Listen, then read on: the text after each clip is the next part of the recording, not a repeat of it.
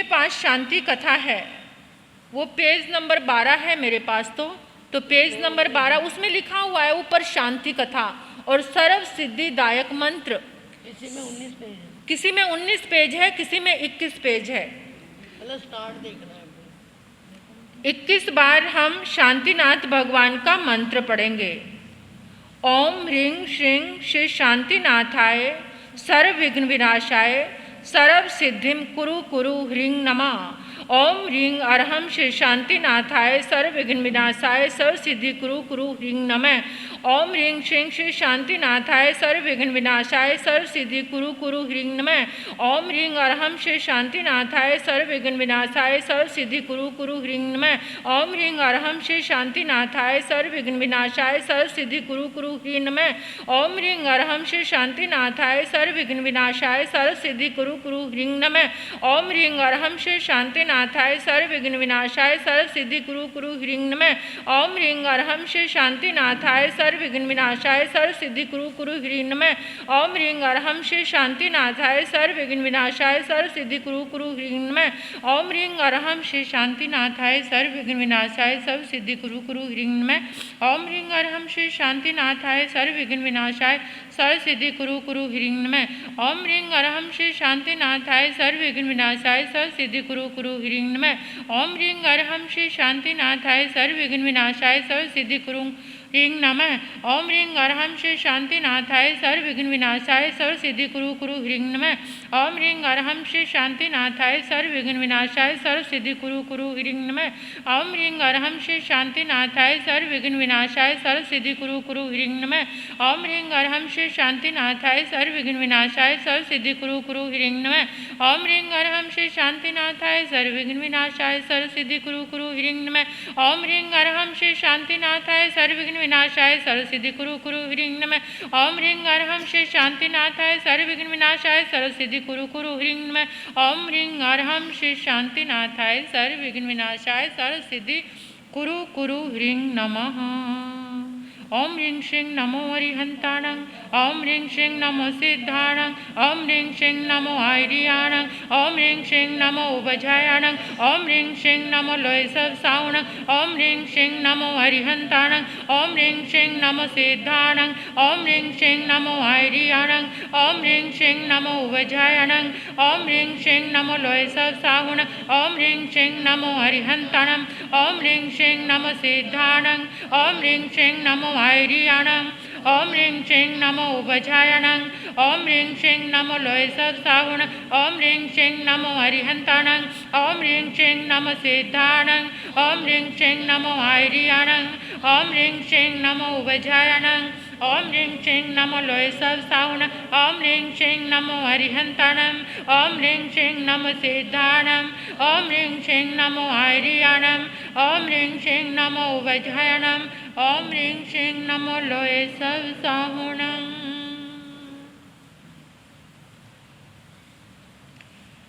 शांतिनाथ भगवान की ये पावन कथा 3 भुवन भावनी है। इस कथा की महिमा महान है, अलौकिक है, अपूर्व है और अनुपम है।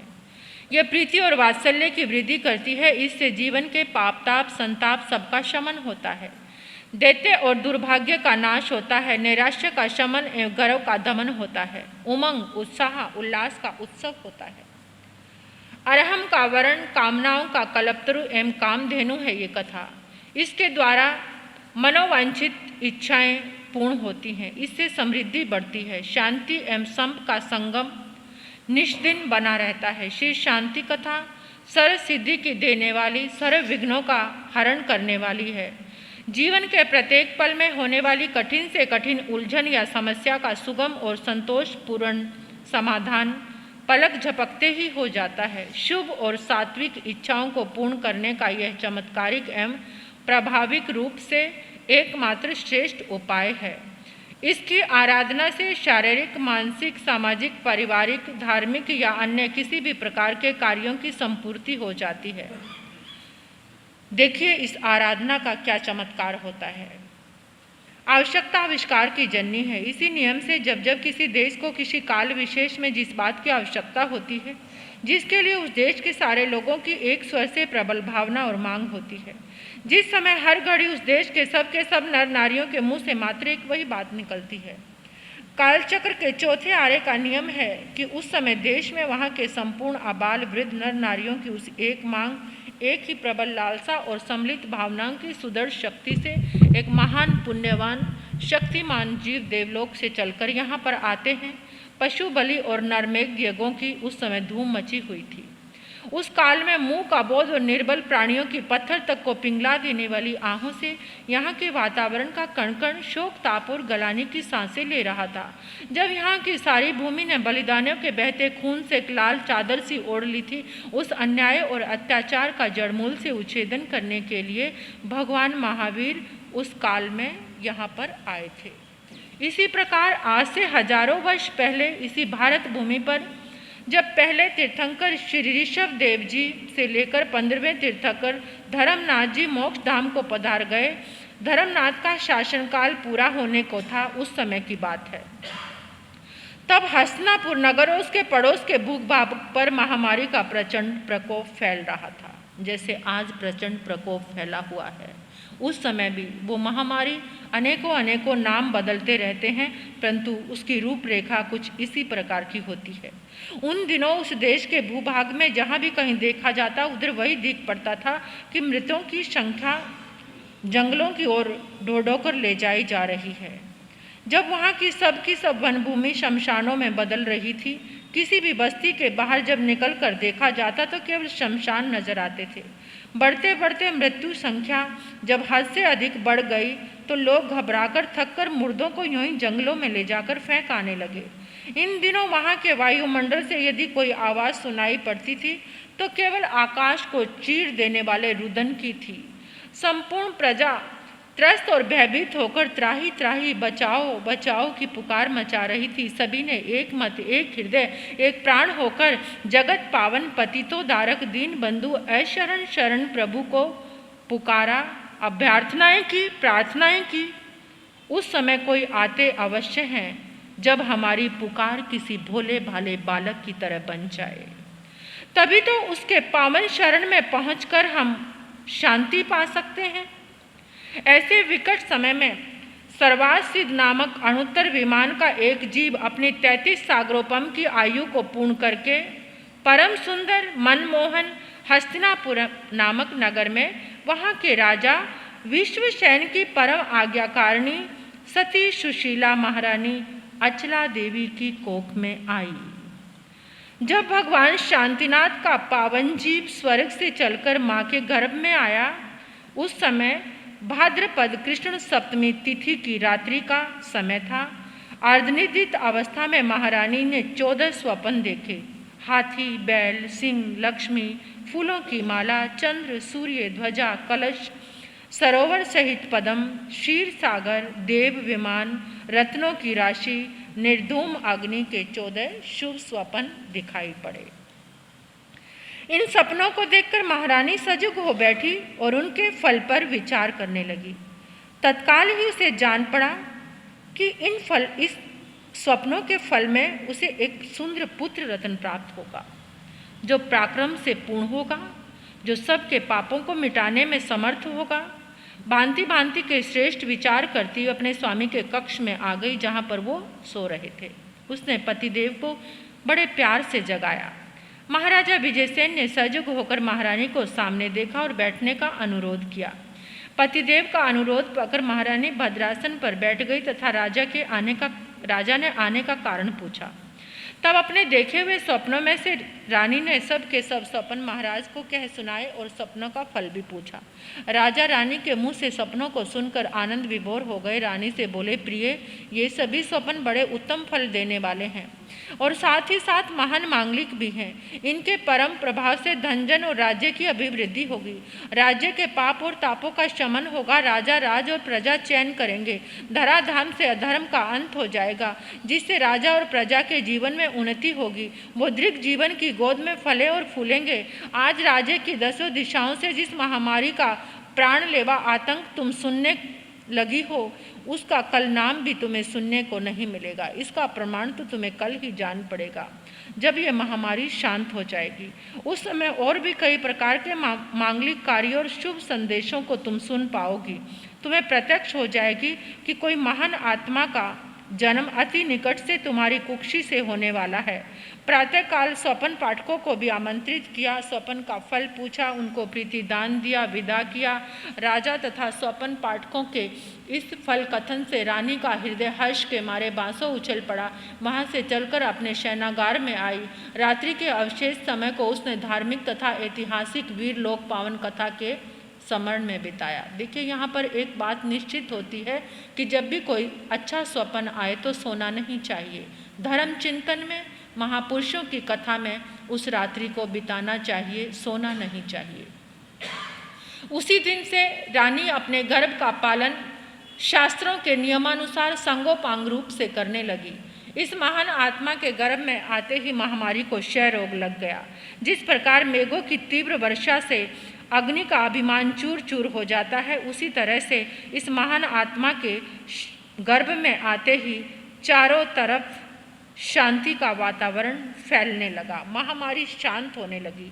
इस अचानक परिवर्तन को देखकर लोगों को विश्वास हो गया कि महान शक्तिशाली आत्मा का अवश्य में जन्म होने वाला है। जैसे पूर्व दिशा में सूर्य के निकलने मात्र से सबको पता चल जाता है कि अब अंधकार नष्ट हो जाएगा, ठीक उसी प्रकार जो शांति में वातावरण फैला है, इस महान आत्मा के आगमन की पूर्व भूमिका है। निकट भविष्य में जन्म लेकर चारों तरफ ये शांति का प्रसार करने वाली आत्मा होगी। पूरे 9 मास 7.5 दिन बीतने पर एक परम पुण्यवान, महान तेजस्वी और अमर यशस्वी बालक को रानी ने कृष्ण त्रयोदशी की अर्धरात्रि में जन्म दिया। बालक का जन्मोत्सव बड़ी धूमधाम से मनाया गया। 12वें दिन अशुचि कर्म से निवृत्त हो जाने पर बालक का नामकरण संस्कार किया गया। जिस घड़ी से बालक गर्भ में आया था उसी समय महामारी रोग शांत हो चुका था और उस दिन का उसका सर्वनाश हो गया जिस दिन वो गर्भ से बाहर आए। देश की 10 दिशाओं में सर्व शांति का एक छत्र अखंड राज्य स्थापित हो गया। तब तो यथा नाम तथा गुण वाले उस बालक का शुभ नाम शांति कुमार रखा गया, जो निकट भविष्य में शांतिनाथ के नाम से प्रसिद्ध हुए। भगवान शांतिनाथ अपने बाल्यकाल से बड़े भारी, गुणशील, संस्कारी, अप्रतिम प्रतिभावान थे। 8 वर्ष के हो चुकने पर माता पिता के मन में उन्हें पाठशाला में प्रवेश करा देने का विचार उठा, परंतु उसी क्षण अपने सारे कार्यों से उन्होंने दिखा दिया सभी दिग्गज विद्वानों को कोई भी उनके ज्ञान की समता नहीं कर सकता था। तब तो उन्हें पढ़ाने बैठाने की कोई ज़रूरत महसूस नहीं हुई। उनके पूर्व जन्म के संस्कारों से बिना पढ़ाए लिखाए सारी विद्याओं कलाओं में वे पूर्णतः पारंगत थे, कुशल थे। काल व्यतीत होने पर युवक बने। यशोमती नामक सर्वांग सुंदर कन्या से उनका विवाह कर दिया गया। उनको अपने राज्य में भंडार, पर्वत मूल तथा विद्याधर श्रेणी से 14 रत्नों और 9 निधानों की प्राप्ति हुई, जिसके प्रभाव से 6 खंडों में अपना एक छत्र राज्य स्थापित किया। यानी शांतिनाथ भगवान चक्रवर्ती भी थे। यों कई दिन सुखपूर्वक बीत गए। एक दिन उनकी धर्म पत्नी श्रीमती यशोमती को मुंह के मार्ग से शरीर में चक्र रत्न उपजाने का सपन दिख पड़ा। सारा वर्णन उन्होंने अपने पतिदेव को सुनाया, क्योंकि पतिदेव तो ज्ञान निधान थे। वो तो 3 ज्ञान से संपन्न थे। कुछ क्षणों तक अपने ज्ञान बल पर वो विचार करने लगे, तब अपनी पत्नी से बोले, प्रिय, पूर्व भाव में दृढ़रथ मेरा एक छोटा भाई था। इस समय वह सर्वास्थित नामक विमान में है। वही वहाँ से चलकर हमारे घर में पुत्र के रूप में आ रहा है। उस दृढ़रथ के समय में मैं भी पूर्व महाविद्य की सितोदा नदी के उत्तर में 8वें पुष्प कलावती नामक विजय की पुंडराकिनी नगरी का मेघरथ नामक राजा था। यानी पूर्व भाव में शांतिनाथ भगवान महाविद्य में मेघरथ नाम के राजा थे। एक बार मेरे शरणागत की प्रशंसा शक्रेंद्र नामक इंद्र ने अपनी देव सभा में की। शरणागत समझ गए वो धर्म में बहुत पक्के थे, यानी देव सभा में उनकी प्रशंसा हुई। किंतु आपको पता है, आज के जैसा ही समय सब जगह होता है। एक जैसे व्यक्ति सब जगह विद्यमान नहीं रहते। वहाँ भी 2 देव ऐसे निकलाए जिनको मेरी प्रशंसा खूब अखरी। ये वृत्तांत वो अपनी पत्नी को सुना रहे हैं। तो उन्होंने मेरी प्रशंसा को केवल कपोल कल्पना समझा और उसी समय मेरे धर्म की, मेरे सत्य की परीक्षा लेने के लिए उन्होंने अपने मन में एक निश्चय ठान लिया। उन्होंने उसमें से दोनों देवों ने, एक ने कबूतर का रूप धारण किया और एक ने बाज का रूप धारण किया। बाज का रूप धारण करके दोनों इस धरती पे आए और आकर कबूतर मेरी गोद में बैठ गया। उसके कुछ ही क्षणों बाद बाज रूपधारी देव लपकता हुआ आ पहुंचा और कबूतर को मेरी गोद में बैठे देखकर उसने मुझसे एकदम क्रोध में कहा, राजन, तुम्हें यह अधिकार किसने दिया? मेरे भोजन को लुका छिपा कर तुम अपनी गोद में रख लो। ये मेरा है, इसे तुरंत मुझे वापस लौटाओ। अब तो मैंने सोचा कि इसे छोड़ा भी कैसे जा सकता है भाई। शरण में आए हुओं को अनाथ बनाकर मौत के पंजे में छोड़ देना कायरों का काम है। शूरवीर राजपूतों का धर्म है अपने कर्तव्य का पालन करना और जो शरण में आए हैं उसके प्राणों की रक्षा करना, उनको अभय दान देना। अतः मेरी काया में प्राण रहते हुए मैं तुम्हें ये कबूतर नहीं दे सकता। बाज ने कहा, तो छोड़ो इसे, ना सही इसके बदले कम से कम अपने शरीर का मांस मुझे देकर मेरी भूख बुझा दो, मिटा दो, मैं इतने में संतोष मान लूँगा। मेघरथ राजा ने कहा, ओह, ये उपाय तुमने अच्छा समझाया, ये तुम्हारी बात मुझे बहुत पसंद आई, तुम ऐसा करके खुशी खुशी अपनी भूख बुझा सकते हो। देखिए मेघरथ राजा ने क्या किया। बाज बोला, तो चलो लाओ तराजू और बाट, तराजू के एक पलड़े में कबूतर को रख दो और दूसरे में अपने हाथ से काटकर इसके बराबर का मांस मुझे तोल कर दे दो। बाज की इस बात से प्रसन्नता से मेरी नस नस फड़क उठी, क्योंकि मुझे किसी के प्राण बचाने का अवसर मिला था। लेकिन मेरा ये विचार मेरे मंत्री, मेरी रानी, अन्य कुटुंबीजनों को, राज कर्मचारियों को बिल्कुल भी अच्छा नहीं लगा। वो मुझे अपने निर्णय से डिगाने की चेष्टा करने लगे, लेकिन मैं भी अपने निर्णय से कहाँ डिगने वाला था। मैं टस से मस भी नहीं हुआ। अंत में मैंने तराजू और छुरी मंगवाई। उसके आते ही अपनी जांग का मांस काटकर तराजू के एक पलड़े में रख दिया, दूसरे में कबूतर को बिठाया। काटते काटते मैंने अपने शरीर का काफ़ी भाग काट डाला, लेकिन क्या देखा, तब भी वो मांस मेरे शरीर का कबूतर के बराबर नहीं हुआ। तो मैंने क्या किया, मैं जाकर खुद ही तराजू के पलड़े में बैठ गया। ये देखकर बाज रूपधारी देव अपना असली रूप छिपाकर नहीं रख सका। तुरंत उसने अपना देव रूप प्रकट किया, उछल पड़ा और बोला, राजन, मैं तुम्हारी शरणागत की, सत्यशीलता की बार बार बलिहारी चाहता हूँ। ये सारी माया मैंने और कबूतर ने तुम्हारी केवल परीक्षा के लिए रची थी। तुम उस परीक्षा में पूर्ण खरे उतरे हो।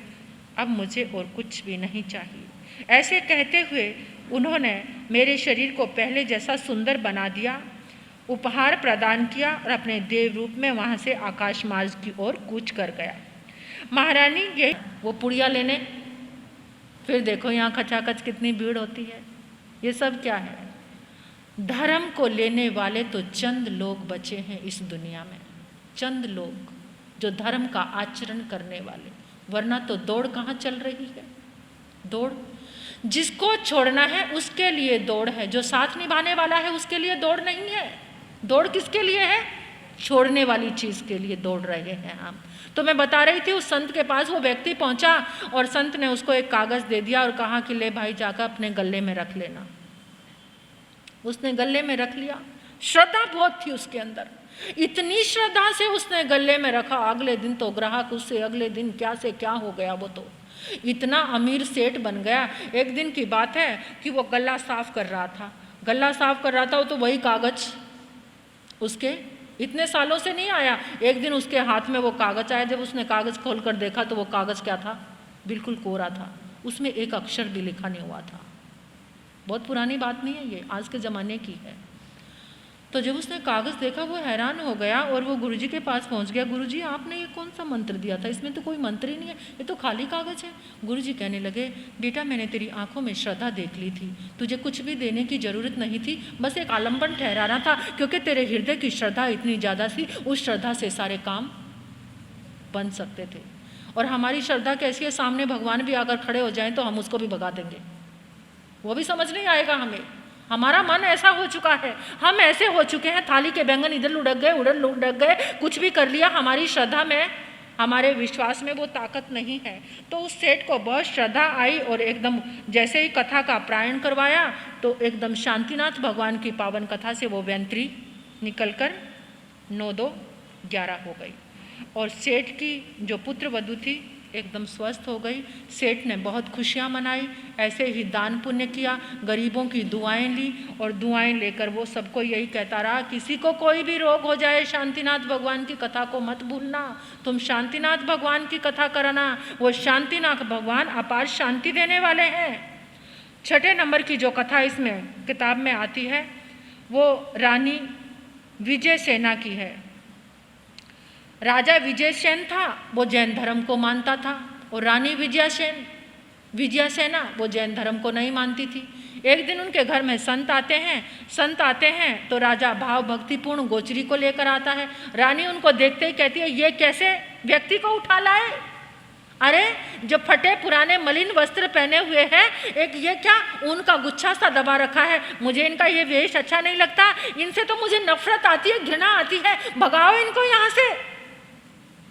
उसने बहुत संत का अपमान किया। एक अति शीघ्र फल देने वाला पाप होता है। अभी संत तो बाहर भी नहीं निकले थे, रानी अंट शंट बकने लगी, राजा को खरी खोटी सुनाने लगी। एकदम क्या हुआ कि रानी की काया कोयले सी काली पड़ गई, उसकी आंखें बाहर निकल आई, उसके कानों में बहरापन छा गया, जो उसका शरीर था इधर उधर से फट गया। राजा बहुत, उसकी जो परम प्रिय आज्ञाकारिणी दासी थी वो भी दूर भागने लगी। अब राजा ने कहा, ये क्या हो गया? अचानक तूने अभी अभी जो मुनि की निंदा की है उसी का ये जीता जाता फल है, जल्दी से चल मुनि से क्षमा मांग।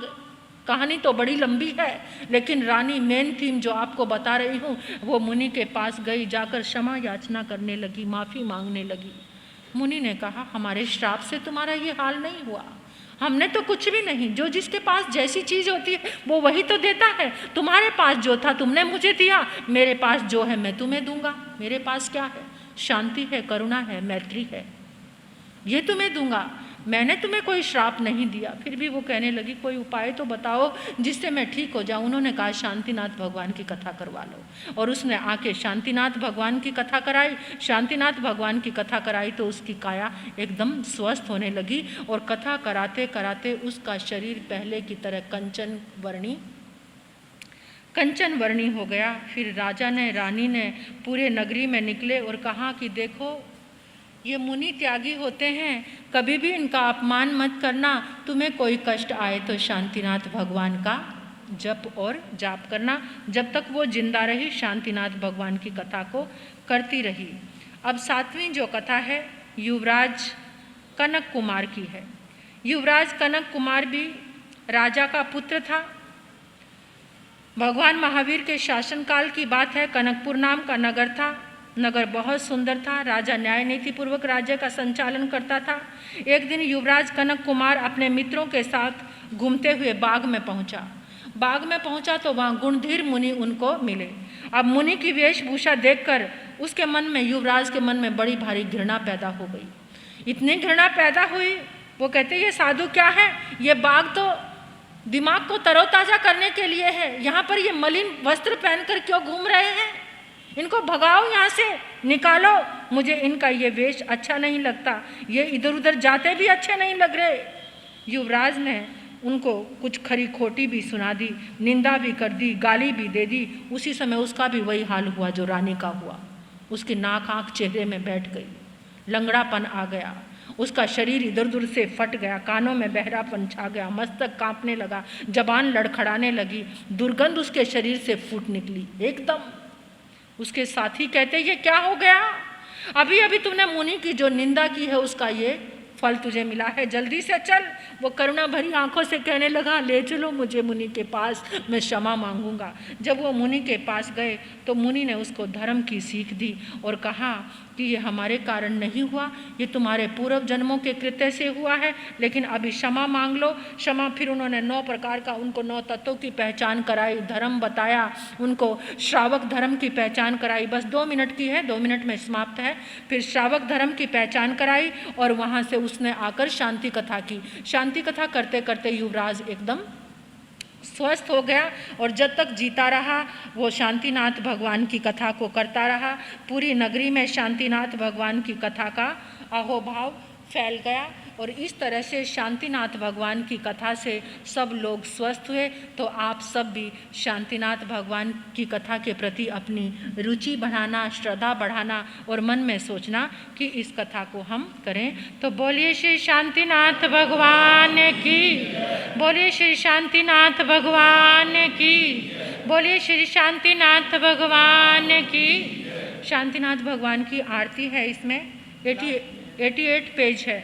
88 पेज पर शांतिनाथ भगवान की आरती निकाल लो। बस आरती गाकर इस सभा का हम समापन करेंगे। जय श्री शांति प्रभो स्वामी, जय श्री शांति प्रभो, संकट मोचन करिए, संकट मोचन करिए, सुनिए विनय विभो। ओम जय श्री शांति प्रभो।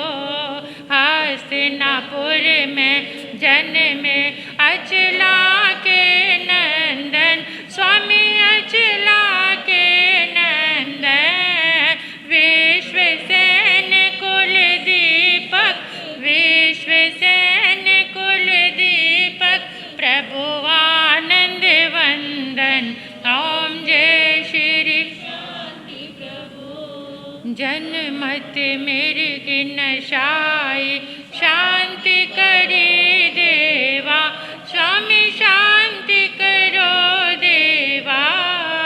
अमर अमर पति करते, अमर अमर पति करते, चरण कमल सेवा। ओम जय श्री शांति प्रभो। शांति शांति महामंत्र जो प्रेम युक्त गावे, स्वामी प्रेम युक्त गावे। रोग शोक भय नाशे, रोग शोक भय नाशे, सुख वैभव पावे। ओम जय श्री शांति प्रभो। निर्भय नेत निरंजन, जाप जपूं तेरा, स्वामी जाप जपूं तेरा। भवदधि प्रबल भंवर से, भवदधि प्रबल भंवर से, पार करो बेड़ा। ओम जय श्री शांति प्रभो। भक्ति भाव से करता सेवक अभिनंदन, स्वामी सेवक अभिनंदन। प्रेम पूर्ण भक्तों का, प्रेम पूर्ण भक्तों का, स्वीकृत कर वंदन। ओम जय श्री शांति प्रभो, जय श्री शांति प्रभो, स्वामी जय श्री शांति प्रभो। संकट मोचन करिए, संकट मोचन करिए, सुनिए विनय विभो। ओम जय श्री शांति प्रभो। बोलिए श्री शांतिनाथ भगवान की। फिर से अपने मन में संकल्प दोहराएं, शांति कथा भगवान की इस पावन ऊर्जा से मेरे मन में, मेरे घर में, मेरे परिवार में, मेरे समाज में, मेरे देश में, मेरे राष्ट्र में, इस पूरे विश्व में सुख शांति का संचार हो रहा है। जिन मूक जीवों की आज हत्या हो रही है, जिन मूक जीवों को आज प्राण दंड मिल रहा है, उन जीवों को शांति मिल रही है, उनकी आत्मा को शांति मिल रही है। उनकी आत्मा को मन मन में ये संकल्प जरूर दोहराओ, उन सब मूक जीवों को आज शांतिनाथ भगवान की पावन ऊर्जा से शांति मिल रही है। ओम शांति। कल से प्रवचन, हाँ, कल से प्रवचन का समय वही 7:30 बजे, 7:45 से 9:45। हम आपको 2 मिनट पहले ही छोड़ देंगे। सबको प्रेरणा देना, सामूहिक इस उत्सव में, ये चौमासा एक उत्सव है, इस सामूहिक उत्सव में आप जरूर प्रवेश करना।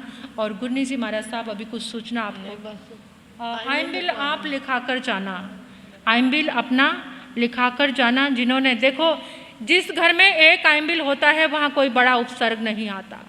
द्वारिका नगरी बची थी जलने से, और 23 तारीख को 24 घंटे का जाप है। उस यज्ञ में आहुति देने आप सबने जरूर पहुंचना है। खुशी खुशी अपने नाम लिखा दो, हमें भी खुशी होगी कि आप कितने कितने क्या हो, धर्मात्मा। बहनों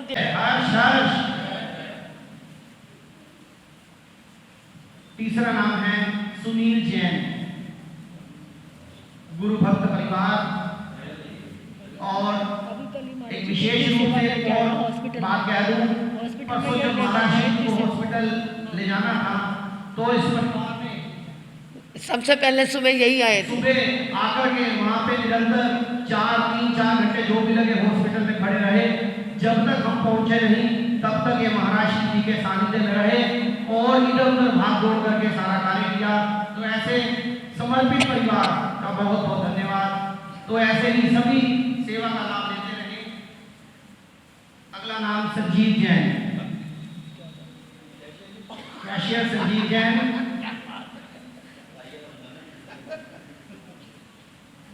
अब इसमें मुंह पत्नी है, समाई किया करनी है, इसलिए ये आपको मिला है बैठ का। और यहाँ संजीव जी कल से समाई की लाइन में। अब 24 घंटे का परसों से, और 24 का जाप हमारे हजारी लाल जी के यहाँ पे बहन भाइयों की तरफ से।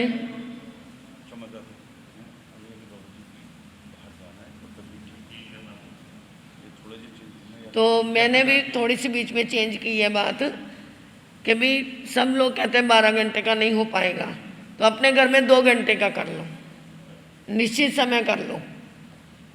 2 घंटे का अपने रिश्तेदारों को बुलाओ, परंतु ये कंडीशन जरूर है कि खाना खिलाना नहीं रखना। गर्मी में आए पानी पिला सकते हो, और यहाँ पर भी ये कुछ भी नहीं करना। ये इन्होंने आज कर लिया, मुझे अच्छा नहीं लग रहा, क्योंकि जो आए शांति कथा करे। ये तो नहीं खाना खिलाना जरूरी है। जब मैं घरों में मना कर सकती हूँ तो यहाँ पर भी मना है।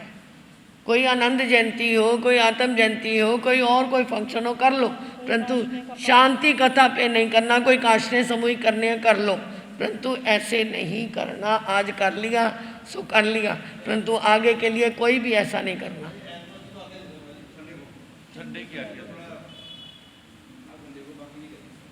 चलो ठीक है, मतलब 2 घंटे का जाप अपने घर में, मेरे को डेट लिखवा दो, अपने घर में 2 घंटे का जाप नकार मंत्र का करना। उसके लिए तो कोई भी ऑब्जेक्शन नहीं है ना। जिस छत के नीचे जाप होगा उस छत के नीचे कोई भारी उपसर्ग नहीं आएगा। मैंने पता नहीं मेरे मन में बैठे बैठे ही आया, मैं क्या चलो इतना तो इनको कंसेशन दे दें। तो 2 घंटे का इनका, अगला जाप आपके प्रधान जी, उसके आगे आगे ऐसे लिखते जाना। आप कौन लिखेगा? नितिन भैया। हाँ जी ठीक है जी, हो गया काम।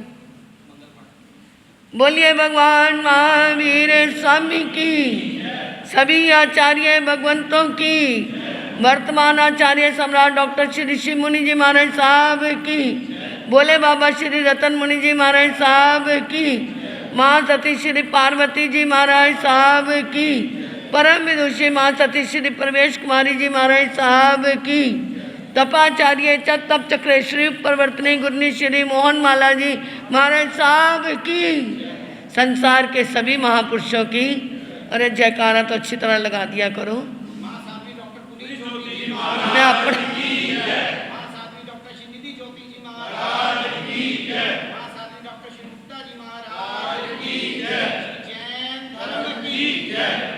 नमो अरियंतानंग नमो सिद्धानंग नमो आयरियानंग नमो उपजानंग नमो लोहि समसावनंग चैता बारो मात संचकवट्टी में हड्डियों संति संति करे लोहे पत्तो गए मनुत्रंग श्री चितारी मंगलम अरियंता मंगलम सिद्धा मंगलम साहु मंगलम केवलिप नत्तो दम्मो मंगलम चेतारी लुगुत्मा अरियंता लुगुत्मा सिद्धा लुगुत्मा साहु लुगुत्मा केवलिप नत्तो दम्मो लुगुत्मा चेतारी शरणम पव्यामे रेहंते शरणम पव्यामे सिद्धे शरणम पव्यामी साहु शरणम पव्यामी केवलिप नत्तो दम्मो शरणम पव्यामी अरिहंता जी का शरणा सिद्धा जी का शरणा साधु जी का शरणा, केवली प्रत्यादि धर्म का शरणा, ये 4 शरणें दुख हरने और शरणानी कोय, जो बा प्राणी करे आराधन, उसका अजर अमर पद होए, उसका सदा ही मंगल होए। आज बड़े हर्ष का विषय है कि हमारा युवक मंडल नवनिर्मित प्रधान श्री नवल जैन के नेतृत्व में बहुत अच्छे से कार्य कर रहा है। इस 4 महीने के चातुर्मास में युवक मंडल का पूरी तरह से सहयोग सभी कार्यों में रहेगा, ऐसी आशा ही नहीं पूर्ण विश्वास है। इनके प्रधान श्री नवल जैन, उनके महामंत्री श्री रजनीश जैन, विकुल जैन और सीनियर एडवाइज़र आशीष जैन और भी सभी कार्यकारिणी जो कैशियर संजीव जैन, जो भी कार्यकारिणी के जो भी सदस्य हैं, सभी का पूरे युवक मंडल का तन मन धन से सहयोग रहेगा, ऐसा मेरा पूरा विश्वास है। सभी एकनिष्ठ होकर के सारे कार्य को संचालित कर रहे हैं। क्या प्रवेश, क्या आज का शांति पाठ, सभी कार्य के अंदर पूरा युवक मंडल पूरे समर्पण के साथ कार्य कर रहा है। तो युवक मंडल को बहुत अधिक बधाई है। हमारे प्रधान श्री विनोद जी जैन युवक मंडल को हार्दिक शुभकामनाएं देते हैं। इसी प्रकार पूरे चातुर्मास के अंदर पूरी तन्मयता के साथ सारे कार्य के संचालन में आगे बढ़ते रहें। जय जिनेन्द्र, जय महावीर। सभी को मेरा सादर जय जिनेन्द्र। मैं ऐसे जैन सभा की तरफ से सभी भाई बहनों को हार्दिक बधाई देता हूं। अपने इस चौमासे की समस्त पूरे भारतवर्ष के अंदर जितने भी चौमासे हमारे साधु साध्वी के बैठे हैं, चारों संप्रदाय के, उन सभी भाई बहनों को ऐसे जैन सभा 39 सेक्टर चंडीगढ़ रोड लुधियाना की तरफ से हार्दिक बधाई। और एक विशेष सूचना और भी देना चाहता हूं, जैसा कि महाराज श्री जी ने आज इस प्रवचन के अंदर कितनी बड़ी बात कही है कि गुजरात के अंदर एक व्यक्ति इस बकर ईद के ऊपर एक बकरे को खरीदते हैं, उनकी जान की रक्षा करते हैं। मैं कहता हूं ये मैसेज पूरे विश्व के अंदर फैलना चाहिए। वैसे भी अहिंसा परमो धर्म इस समय पूरे विश्व में फैलता जा रहा है और इसको आगे बढ़ाने के लिए मैं अपने जैन समाज के सामर्थ्य जितने भी भाई बहन हैं उन सबसे अनुरोध करता हूं हाथ जोड़ के कि इस कार्य में बढ़ चढ़ कर के साथ दें, बढ़ चढ़ के आगे आएँ। जय मदन, जय महावीर।